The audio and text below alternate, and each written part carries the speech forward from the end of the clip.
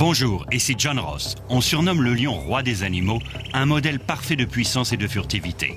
C'est aussi un animal sociable qui vit dans une troupe contenant parfois 30 individus. Dans chaque troupe, une structure sociale très évoluée influence chaque aspect de la vie des lions. Dans cette espèce, c'est de la troupe que dépend la survie de chacun. Et c'est cette existence communautaire qui distingue les lions de tous les autres félins. Je me suis rendu sur l'île de Shindy, dans le delta de l'Okavango, au Botswana, où vit une forte concentration de lions, afin d'observer de près les félins qui y vivent. Je retracerai l'évolution de la troupe de Shindy au cours des dernières années et son passage de 12 à plus de 20 individus. Je suivrai aussi une lionne majestueuse dans son combat pour établir sa propre troupe et au cours d'une chasse de jour extraordinairement rare. Suivez-moi et découvrons ensemble les lions de Shindy.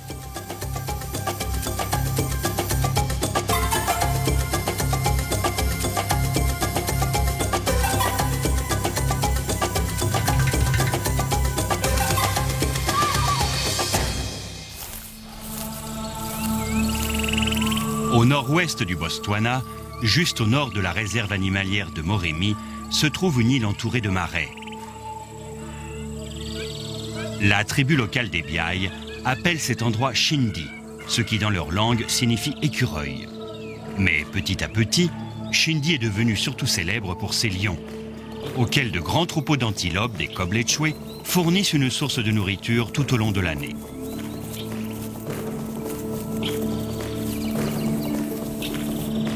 Ce sont les lionnes qui sont à la base de l'organisation sociale dans la troupe. Les femelles élèvent et protègent les petits, défendent le territoire de la troupe et chassent la plupart des proies.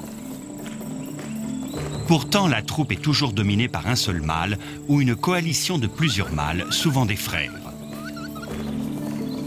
Lorsqu'ils quittent la troupe où ils sont nés, ils partent pour tenter d'imposer leur droit de reproduction exclusif dans une nouvelle troupe en chassant ou en tuant tous les autres mâles et en tuant tous les petits afin d'établir leur propre lignée sans risque de consanguinité.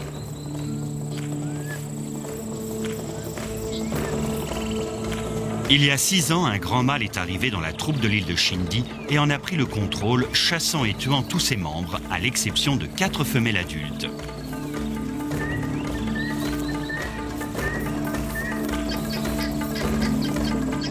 En 2 ans, il a engendré 12 nouveaux lionceaux. Mais il a disparu l'année suivante, sans doute tué par un mâle rival ou par la balle d'un chasseur. 2 jeunes mâles sont arrivés 1 an plus tard. Ils ont tué l'un des 12 petits et ont chassé tous les autres, prenant ainsi le contrôle de la reproduction et ramenant à 6 le nombre d'individus de la troupe.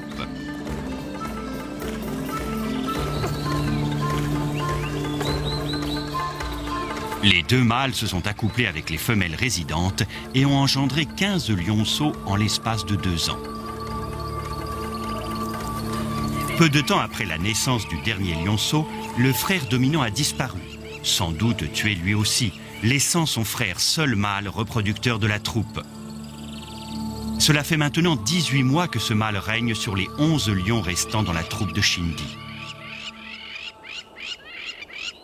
Mais le règne d'une troupe sur une région peut basculer à tout moment. En effet, une troupe rivale est peut-être en train de se développer à partir d'une lionne solitaire récemment arrivée dans la région de Shindy. Dans 1 mois environ, la lionne devrait donner naissance à des petits dont le père est le mâle dominant de la troupe de Shindy.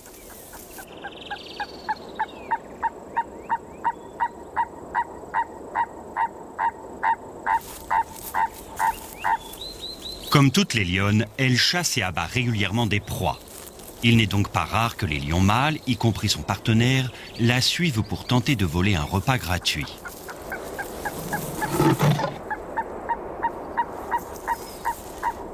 Les interactions entre les lions mâles et femelles semblent souvent contradictoires. La lionne commence par rejeter le mâle dominant qui l'approche.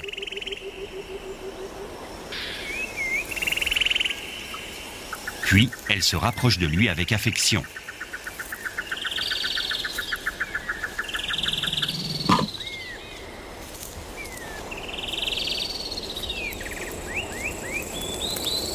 Mais très vite, l'attention de la lionne est détournée par un grand troupeau de Lechwe.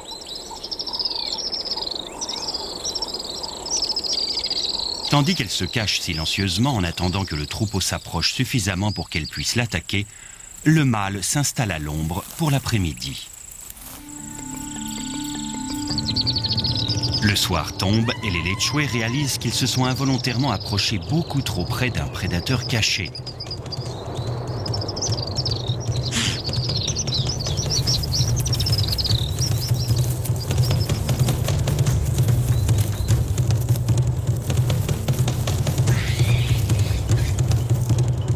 Le mâle se lève pour suivre la trace de la chasseresse.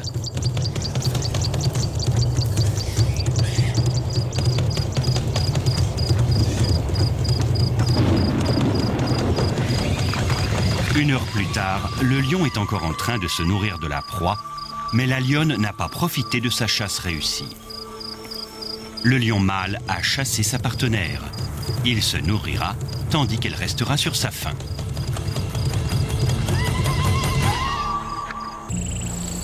Nous sommes en décembre et la longue saison sèche se termine dans le delta de l'Okavango. À 10 heures du matin, il fait plus de 35 degrés. Un jeune mâle avance parmi les hautes herbes, suivant l'odeur d'une proie.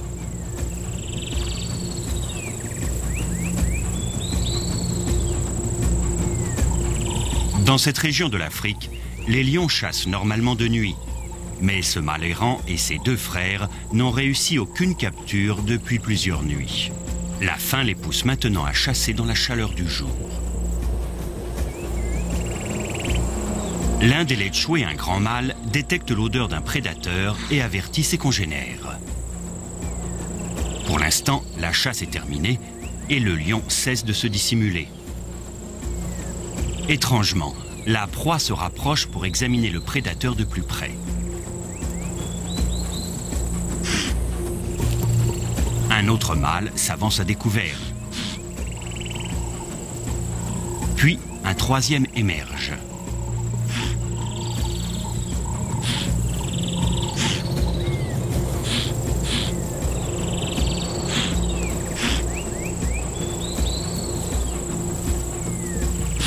Même un jeune Lechwe est plus rapide qu'un lion. Tant qu'ils restent à bonne distance, ils ne sont pas en danger. Mais c'est le dernier lion passé inaperçu qui représente une menace.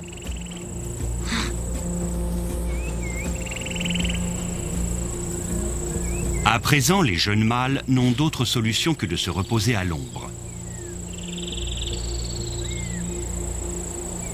Mais à l'autre extrémité de la clairière, apparaît la femelle gravide qui a perdu sa proie la nuit dernière.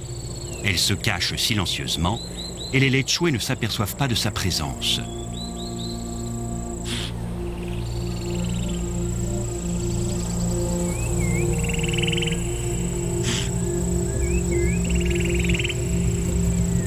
Tandis que la journée avance, les Lechwe gardent un œil attentif sur les trois jeunes lions mâles, mais n'ont toujours pas aperçu la présence de la lionne. Un orage approche.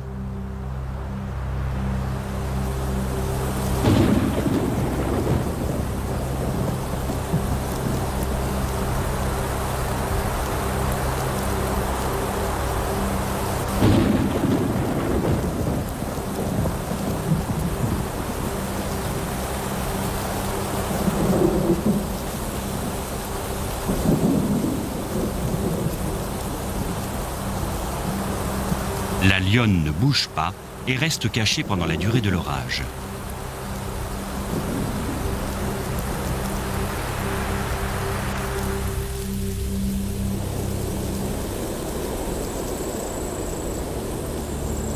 Une heure plus tard, le ciel commence à se dégager.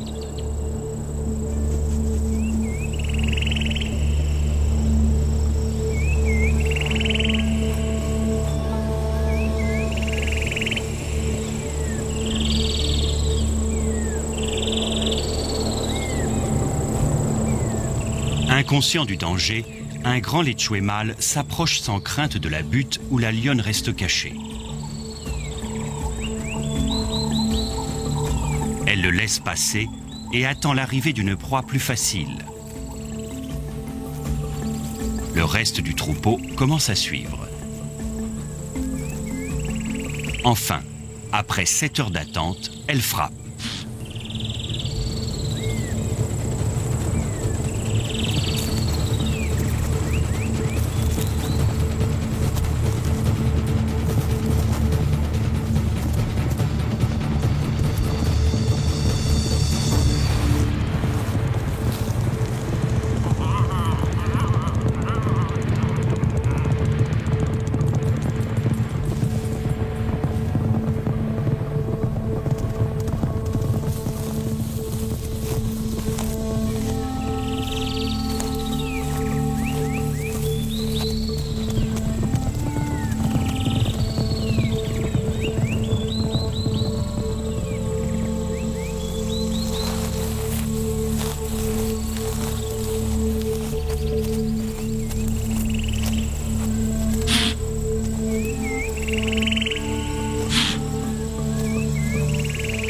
La lionne se dépêche d'emporter sa proie hors de la zone découverte. Elle sait que d'autres lions peuvent à nouveau tenter de la lui voler. Au cours des derniers jours, elle a dépensé une énergie précieuse à chasser et doit maintenant reconstituer ses réserves.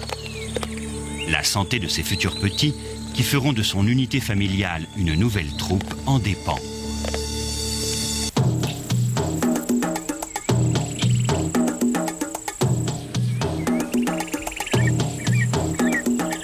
L'un des 3 jeunes mâles errants a senti l'odeur de la mise à mort et se dirige vers la lionne. Presque totalement dissimulée, elle dévore son repas aussi vite que possible.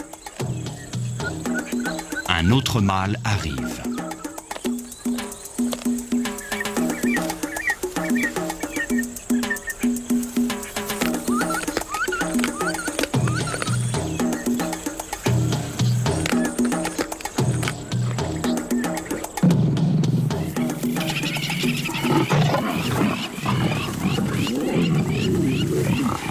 La lionne est incapable d'empêcher les intrus de se nourrir.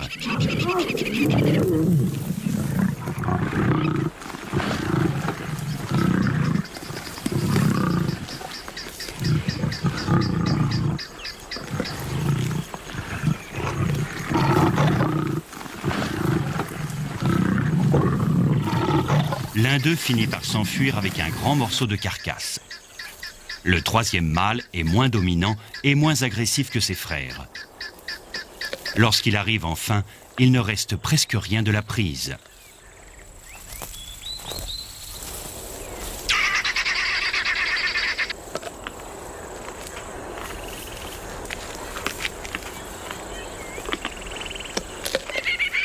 Aucun morceau de la carcasse du petit animal n'est perdu. Les os sont brisés pour consommer la moelle et même la peau est mangée.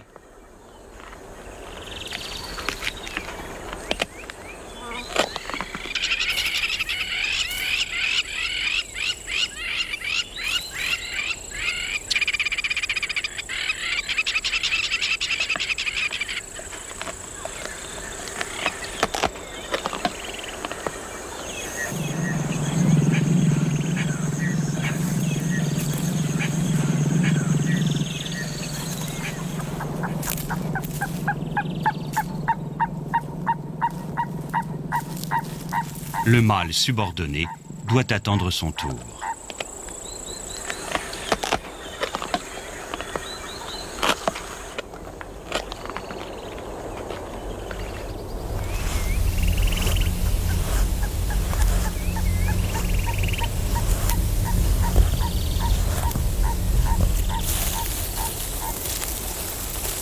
Il est finalement autorisé à finir les restes quasi inexistants.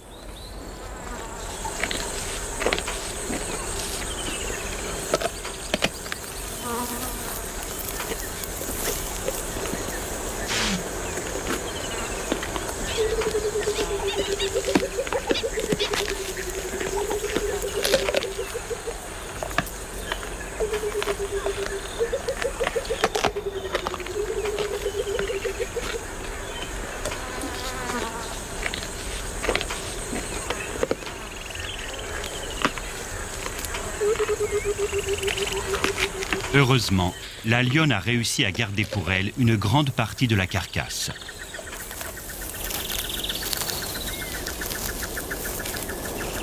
l'approche du soir, les trois frères émergent des roseaux pour s'étendre.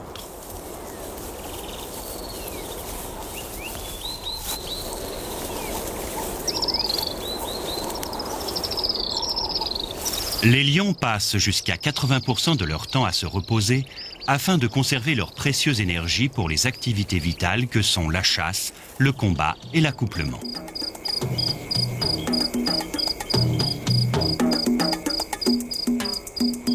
Le soir tombe et la lionne s'étend pour la nuit, non loin des mâles qui lui ont dérobé une grosse partie de sa prise il y a moins d'1 heure.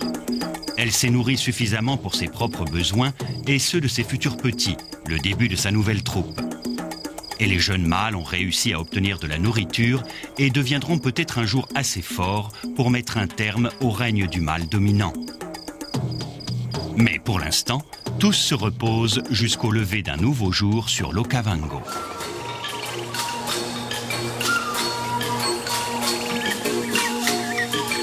Aujourd'hui, la troupe de Shindy se retrouve au complet.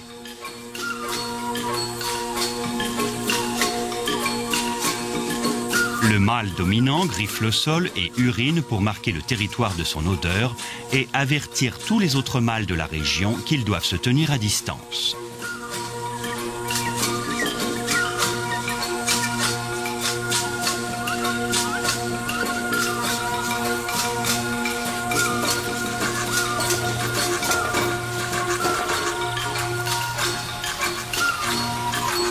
Il se dirige vers une lionne et renifle l'odeur de son urine, ce qui provoque une grimace caractéristique. Puis, des capteurs très sensibles sur la voûte de son palais lui indiquent si la lionne est fertile. L'un de ses rejetons, un jeune mâle adulte, l'accueille avec des marques de soumission.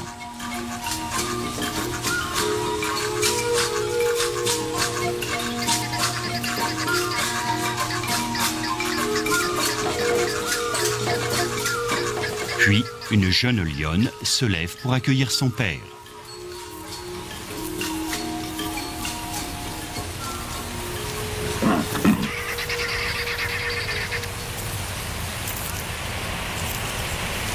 Les mâles adultes sont beaucoup moins sociables que les jeunes.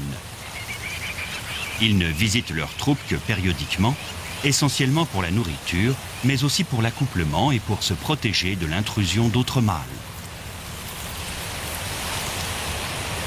Comme sa présence est rare, il est bien évidemment au centre de l'attention pendant toute la durée de son séjour.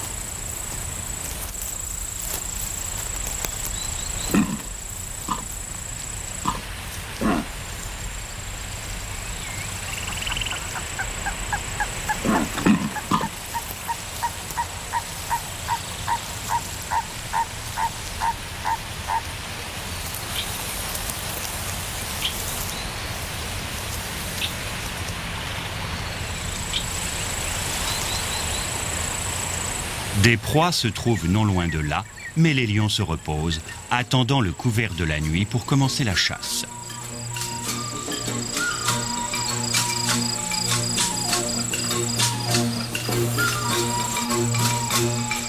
Enfin, une lionne s'enfonce dans l'obscurité pour chasser. Le reste de la troupe la rejoindra rapidement, mais le mâle dominant attendra en retrait et suivra leurs traces pour leur dérober la nourriture une fois la chasse terminée. Pour l'instant, la domination de ce mâle sur la troupe et sur la femelle solitaire est absolue, mais il a déjà 8 ans et ses jours sont comptés. D'ici peu, des mâles extérieurs pourront le tuer ou le chasser, ouvrant ainsi un nouveau chapitre dans l'histoire des lions de Shindy. Aujourd'hui, une grande partie de l'habitat des lions a disparu, et il est agréable de se retrouver dans un lieu où les troupes de lions prospèrent toujours.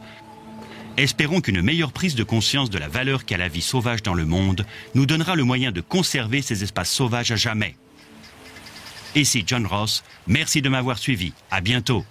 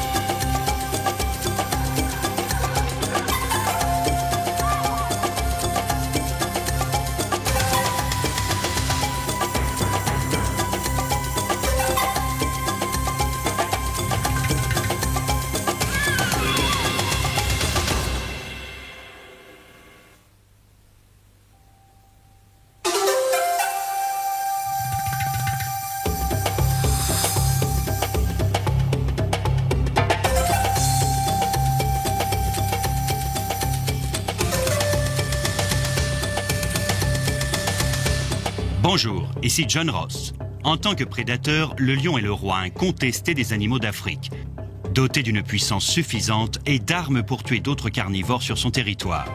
Mais des talents de chasseur ne sont pas suffisants pour assurer la survie d'une espèce dans le rude environnement africain, et ils ne constituent qu'une petite partie de la réussite des lions au sommet de la chaîne alimentaire. C'est la troupe qui différencie les lions de tous les autres félins. Cette structure sociale résultant de l'évolution assure la qualité du patrimoine héréditaire et la réussite de l'élevage des petits. Je suis venu en Afrique du Sud pendant 8 mois, afin de voir comment les relations servent à la fois les individus et l'ensemble de l'espèce.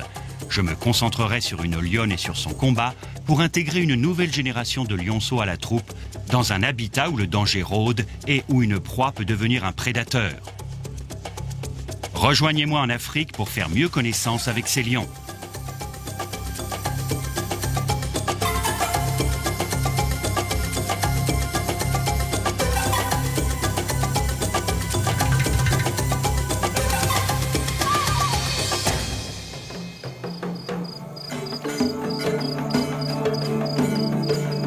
Chez les lions, c'est la lionne qui est à la base de la société.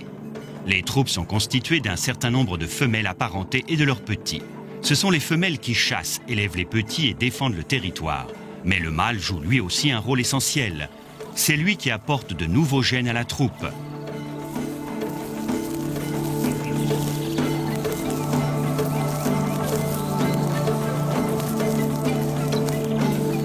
L'année dernière, ces deux frères ont réussi à chasser le vieux mâle de 8 ans qui dominait la troupe dans cette zone et ont pris le contrôle de la reproduction sur ces 5 femelles.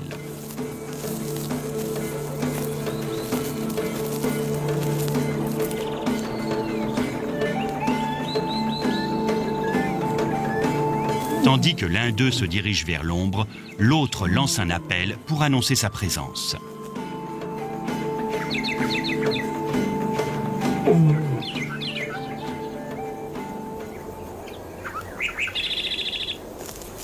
La matriarche de la troupe, âgée de 8 ans, répond et se dirige vers l'appel.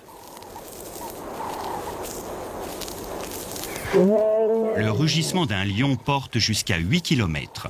Il signale aux mâles de l'extérieur qu'ils doivent rester à distance et appelle les membres de la troupe à se rassembler. La fille de la matriarche se dirige elle aussi vers le rugissement.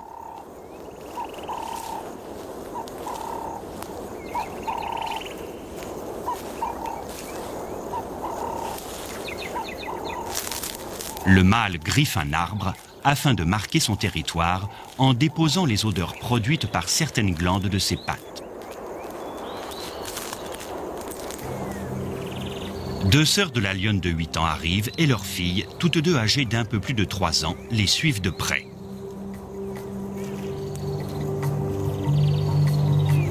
Depuis qu'ils ont pris le contrôle, les deux frères ont permis la naissance de 10 lionceaux, mais seuls 3 ont survécu jusqu'à présent. Ce mâle de 4 mois est l'un d'eux. C'est le plus jeune petit de la matriarche de 8 ans. La deuxième est sa demi-sœur. Tous deux ont le même père. Sa mère est la tante du jeune mâle.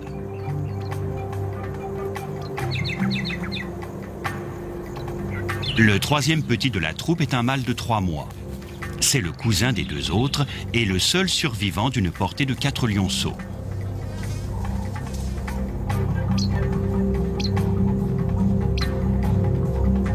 Beaucoup de petits sont tués par d'autres prédateurs.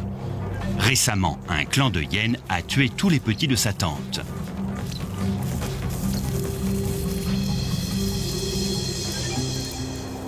L'un des mâles marque son territoire d'un jet d'urine, puis rejoint son frère et suit cette femelle sans petits.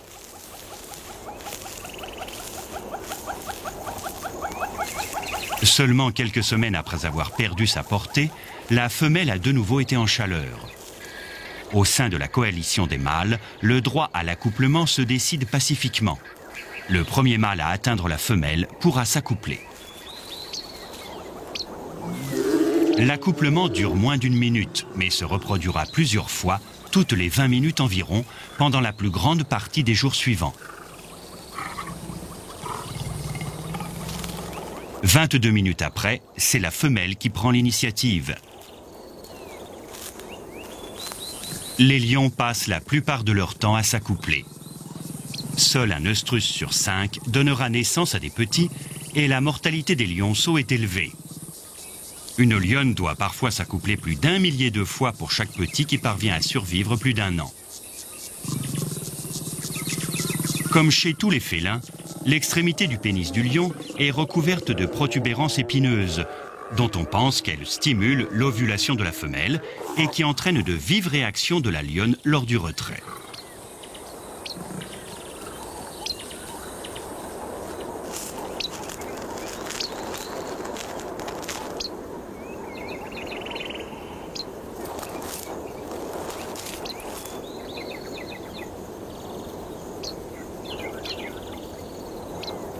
Les mâles dominants font preuve d'une tolérance mutuelle surprenante lors de l'accouplement.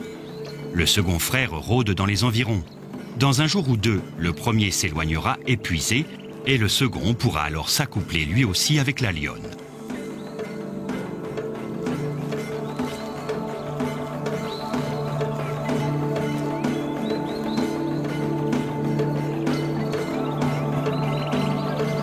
Ce partage de la reproduction leur épargne des affrontements coûteux et assure que l'héritage génétique du mâle, même transmis par son frère, se retrouvera dans la nouvelle génération.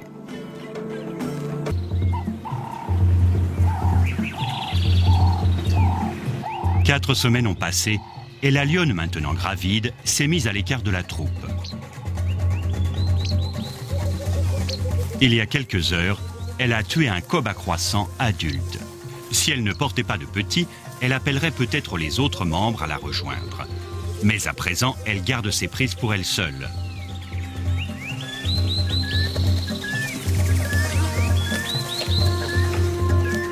Pour survivre, les lions doivent manger environ 5 kilos de viande par jour et une lionne porteuse a parfois besoin du double.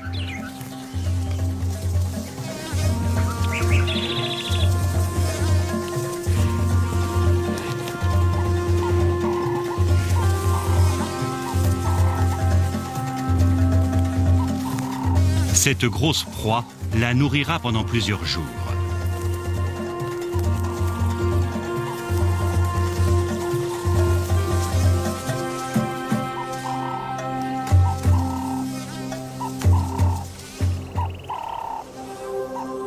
À l'arrivée de la saison des pluies, la lionne donne naissance à 3 lionceaux.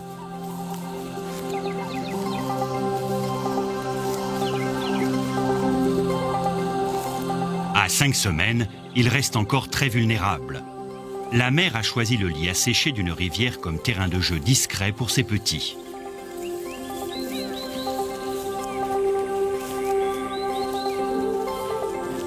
Ces jeux sont importants pour le développement des lionceaux. Ils doivent commencer très tôt à s'entraîner à la lutte et aux prises avant que leurs griffes et leurs crocs ne se transforment en armes acérées.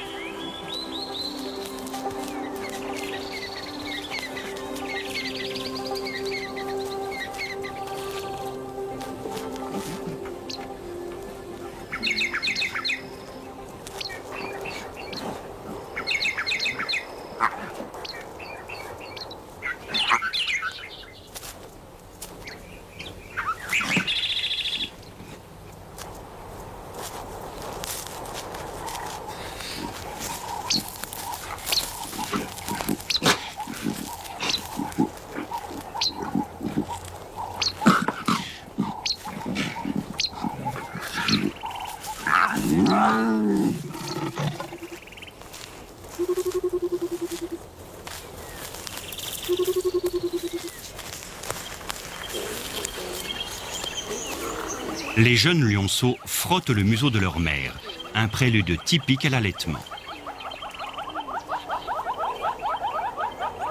Chacun s'installe sur une mamelle bien précise. Cette territorialité lors de l'allaitement évite les chamailleries.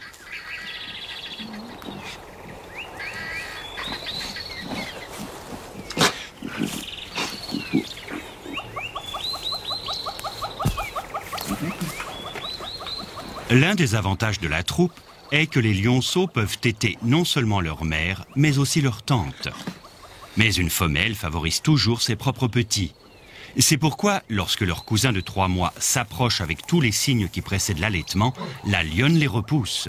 Elle est déjà en train d'allaiter ses nouveau-nés, sinon elle lui permettrait de téter.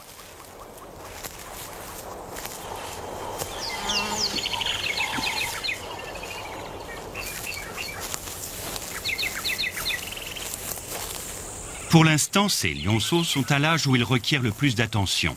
Ils tètent toutes les 30 à 45 minutes. D'ici quelques semaines, ils seront conduits vers des prises situées non loin de là et commenceront à manger des aliments solides, même s'ils ne cesseront de téter qu'entre 7 et 10 mois. Pour l'instant, les lionceaux jouent et mangent toute la journée et dorment la plus grande partie de la nuit.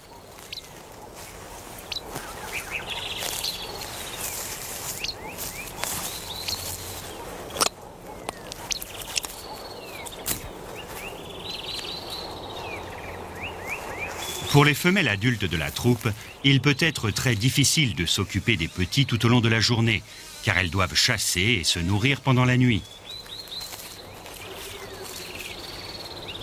Finalement, même la plus tolérante des mères peut perdre patience.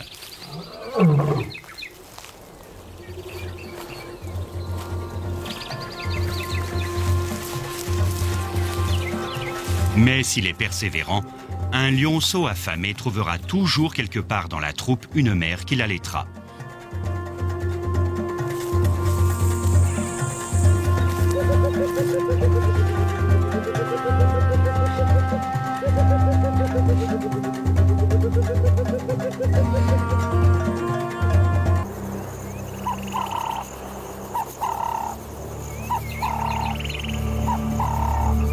L'aube se lève sur l'Afrique du Sud et à leur réveil, les jeunes lions sont seuls, cachés dans le lit de la rivière.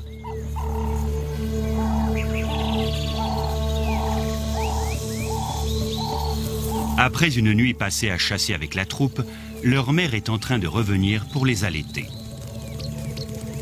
Mais aux premières heures du jour, une horde de buffles du Cap s'est aventurée dans la zone.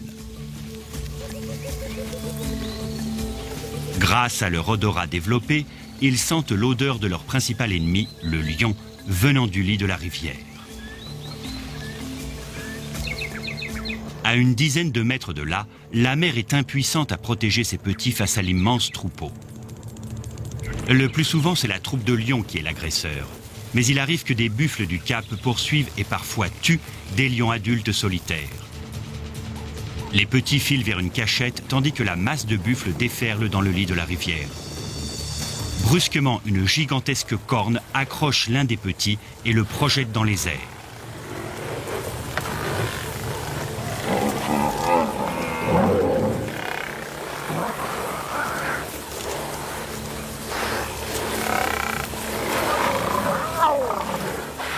Est-elle un châtiment de la nature? Ce petit lionceau, impuissant face aux énormes animaux, porte sur lui l'odeur des féroces prédateurs, si familiers aux buffles, et déclenche un instinct meurtrier irrépressible au sein du troupeau.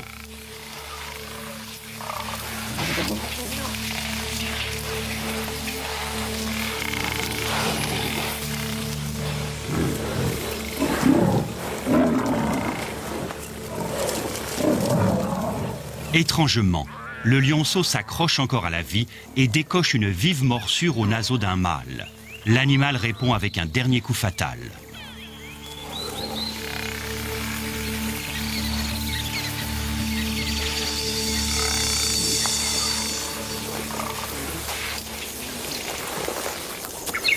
Pendant tout ce temps, la mère a assisté impuissante au spectacle.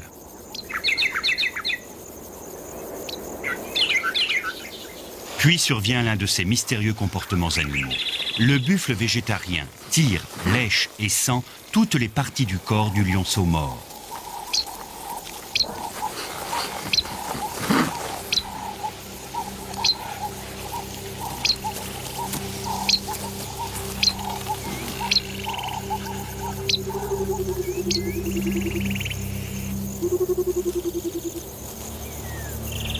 Pendant ce temps, les deux autres lionceaux risquent à tout moment d'être découverts dans leur cachette et de subir le même sort.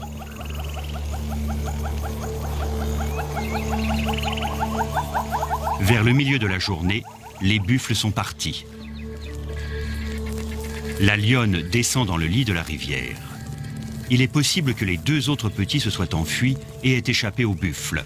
Elle devra alors fouiller les broussailles environnantes et peut-être ne jamais les retrouver, ou alors découvrir les 3 corps dans le lit de la rivière. Tandis que la chaleur de l'après-midi commence à décroître, la troupe se déplace un peu plus loin, après avoir sommeillé pendant les heures chaudes de la journée.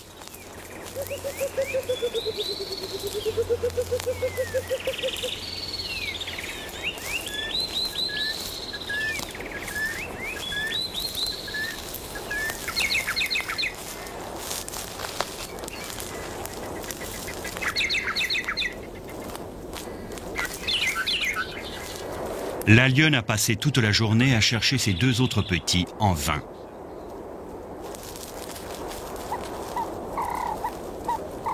Mais à seulement 800 mètres de là, dans la brousse, après avoir échappé à l'attaque des buffles et erré dans les broussailles, un lionceau a survécu, seul, perdu et vulnérable.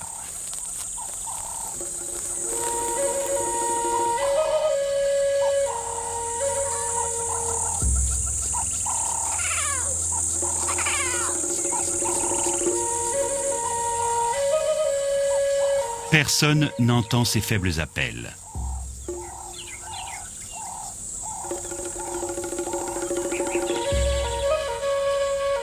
Tandis que le soir approche, la mère continue ses recherches et lance un nouvel appel.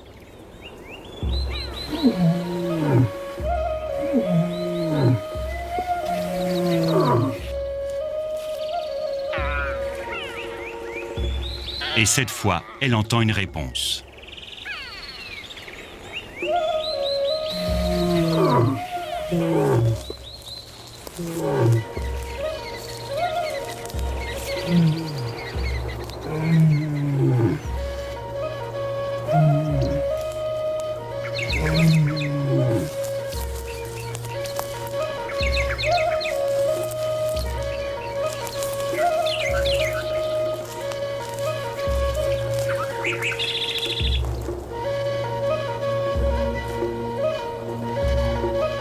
L'un des lionceaux est mort, le second a retrouvé sa mère, mais on ignore le sort du 3e.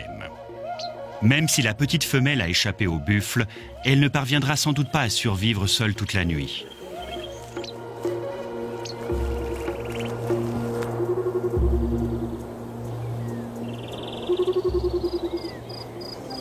Au lever du soleil, la mère lance ce qui ressemble à un dernier appel désespéré. Et miraculeusement, le dernier lionceau trouve le chemin du retour.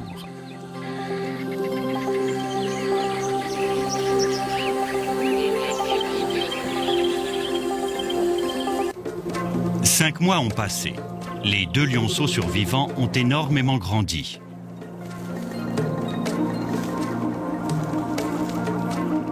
Le jeune mâle apprécie toujours la tendresse de sa mère. Dans les mois à venir, il commencera à affirmer son indépendance et deviendra de moins en moins sociable. Puis, au bout d'1 an environ, il quittera la troupe, sans doute en compagnie d'autres mâles, et finira par chercher une autre troupe où, seul ou à plusieurs, il pourra se reproduire.